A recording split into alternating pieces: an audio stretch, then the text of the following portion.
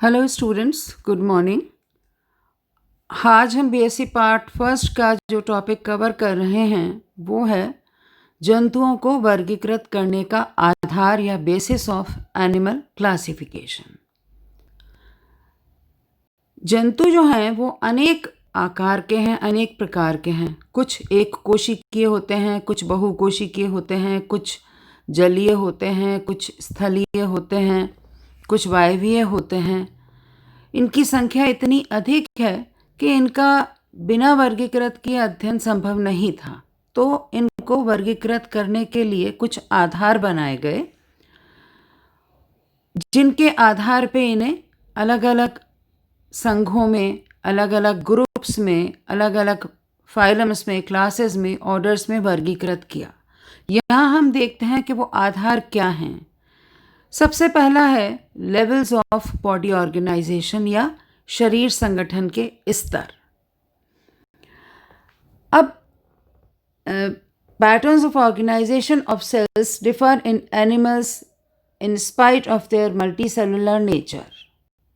यानी कि अगर जंतु एक कोशिकीय है तो उसे हम एक कोशिकीय शरीर संगठन मानते हैं, यानी कि कोशिका सारे कार्य संपादित करती है।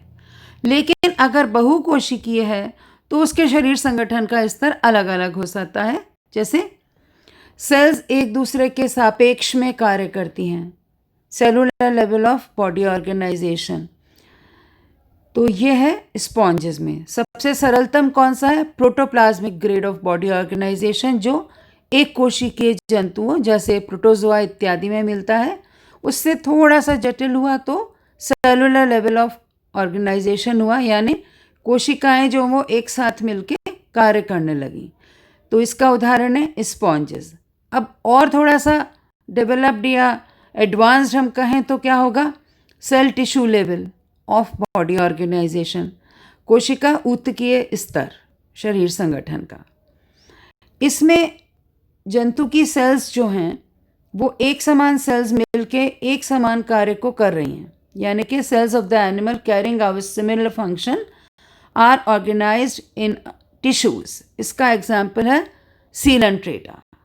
अब और थोड़ा सा डेवलप्ड हुए तो क्या हो गया? टिश्यूज मिलके क्या बना रहे हैं? ऑर्गन्स, अंग बना रहे हैं। तो ऊतक अंगीय हो गया। इनमें एनिमल के टिश्यूज हैं वो यूनाइटेड हैं और बनाते हैं ऑर्गन्स, और ईच ऑर्गन जो है वो कोई स्पेसिफिक फंक्शन करता है। जैसे प्लेटोहेलमिन्थ्स हैं। फिर है organ system level of body organisation, यानी कि ऑर्गन्स मिलके तंत्र बना रहे हैं। जैसा हम देखते हैं फॉर एग्जांपल कॉर्डेट्स में, यानी कि परिसंचरण तंत्र हो गया। तो परिसंचरण तंत्र में बहुत सारे अंग मिलते हैं, हार्ट भी है, वेन्स भी हैं, आर्टरीज भी हैं। ये सब मिलके क्या बना रहे हैं? एक सिस्टम बना रहे हैं और एक दूसरे के सापेक्ष में ये सारे अंग कार्य करते हैं। तो ये था लेवल्स ऑफ बॉडी ऑर्गेनाइजेशन। दूसरा जो क्राइटेरिया है वो शरीर सम्मिति। सम्मिति क्या है या सिमेट्री क्या है? यह है arrangement of body parts around a central point, यानी कि शरीर के अक्ष से गुजरने वाली किसी रेखा से यदि हम जंतु शरीर को विभाजित कर सकें समान भागों में, तो वो जंतु क्या कहलाता है? सममितीय या सिमेट्रिकल। यदि ऐसा नहीं कर सकते वो जंतु क्या कहलाता है? असममितीय या एसिमेट्रिकल। तो कुछ एनिमल्स जो हैं वो एसिमेट्रिकल होते हैं, जो इक्वल भागों में नहीं बांट सकते, चाहे किसी भी अक्ष से उनको काटा जाए, जैसे स्पॉन्जेस। और दूसरा ग्रुप क्या है? सममितीय। तो जंतु जगत में दो प्रकार के प्राणी हुए, एसिमेट्रिकल तो अलग ही हुए, दूसरे सिमेट्रिकल हुए तो वो भी दो प्रकार के हो गए, जिनमें दो प्रकार की समिति है, बाइलेटरल सिमेट्री और रेडियल सिमेट्री। द्विपार्श्व समिति है और अरीय समिति है। द्विपार्श्व समिति को अगर हम देखें तो किसी अक्ष से गुजरने वाली रेखा से यदि जंतु को दो समान आइडेंटिकल लेफ्ट और राइट हाफ्स में बांट सकते हैं तो वो बाइलेटरल सिमेट्री कहलाती है। जिसका उदाहरण है एनालिडा, कॉर्डेट्स, यहाँ आपको जैसे ऊपर दिख भी रहा है ना। फिर है रेडियल सिमेट्री या आर्य सिमेट्री। जब जंतु शरीर को किसी अक्ष से डिवाइड करने की बात हो तो उसे रेडियली अनेक भागों में बांट सकते हैं जो सब समान हैं, तो वो आर्य समिति है, जैसे टीनोफोर्स में है, इकाइनोडर्मेटा में है। अगला क्राइटेरिया जो है जंतुओं को वर्गीकृत करने का, या अगला आधार जो है वो सेगमेंटेशन है या मेटामरिज्म जिसको अपन कहते हैं। शरीर बाह्य या आंतरिक रूप से छोटे छोटे भागों में, समान भागों में अगर विभक्त हो सकता है तो वो सेगमेंटेशन है, या मेटामरिज्म भी हम इसको बोलते हैं। Body is externally and internally divided into repeated linear series of body units that are called metameres और सोमाइट्स। तो metamerism is also known as segmentation, यानी कि खंडी भवन। अगर शरीर को यूँ बांट सकते हैं तो सेगमेंटेड बॉडी है, और अगर नहीं बांट सकते तो अखंडित अनसेगमेंटेड बॉडी है। अगला क्राइटेरिया जो है वो है भ्रूणीय उद्भवन या एम्ब्रियोनिक डेवलपमेंट। भ्रूण का जब विकास होता है तो अनेक चरण होते हैं।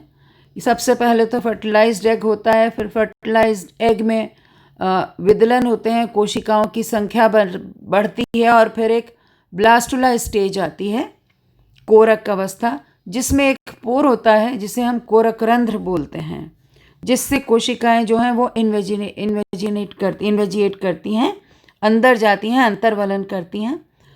तो परिवर्धन के काल में ब्लास्टोपोर की क्या भविष्य होता है, उसके आधार पे हम जंतुओं को दो ग्रुप्स में विभक्त करते हैं।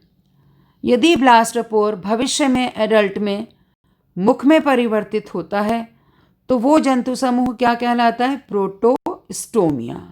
और यदि ब्लास्टोपोर का परिवर्धन गुदा में होता है तो वो जंतु समूह क्या कहलाता है? ड्यूट्रोस्टोमिया।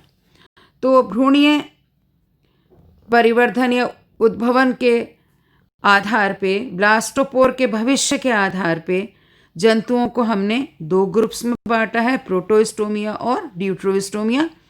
प्रोटोस्टोमिया में वो जंतु हैं जिनमें ब्लास्टोपोर मुख में परिवर्धित होता है, और ड्यूट्रोस्टोमिया में वो जंतु हैं जिनमें ब्लास्टोपोर गुदा में परिवर्धित होता है। फिर आता है अगला क्राइटेरिया हमारा पोलैरिटी। तो पोलैरिटी को अगर हम समझें तो polarisation of the body parts of an animal on the basis of mouth and head position is known as polarity. यानी कि शरीर जो है वो मुख और शीर्ष के हिसाब से पोलर होगा। The end of the body which bears head is called anterior end the opposite one is the posterior. यानी कि जंतु शरीर का वह छोर जिस पे शीर्ष या हेड स्थित होता है वो अग्रस्त कहलाता है, और जो सबसे उसके ऑपोजिट एंड है, सबसे एंड वाला जो छोर है वो पोस्टीरियर एंड कहलाता है। Similarly the end with the mouth is the oral and and the opposite one is the aboral end. इसी प्रकार से अगर हम देखें, मुख से अगर हम विभेदित करते हैं तो मुख जिस छोर पे है तो वो छोर क्या कहलाता है? Oral and. और जिस एंड पे मुख नहीं है उसका उल्टा जो है, उसका ऑपोजिट भाग अपोजिट एंड क्या कहलाता है? वो कहलाता है एबोरल एंड। जैसे कि हम काइनोडर्मेट्स में देखें, ओरल सरफेस और एबोरल सरफेस। ये थे हमारे कुछ क्राइटेरिया। बाकी का भाग जो है वो है बॉडी एक्सेस एंड प्लेन्स। तो ये हम अगले लेक्चर में कवर करेंगे। थैंक यू, धन्यवाद।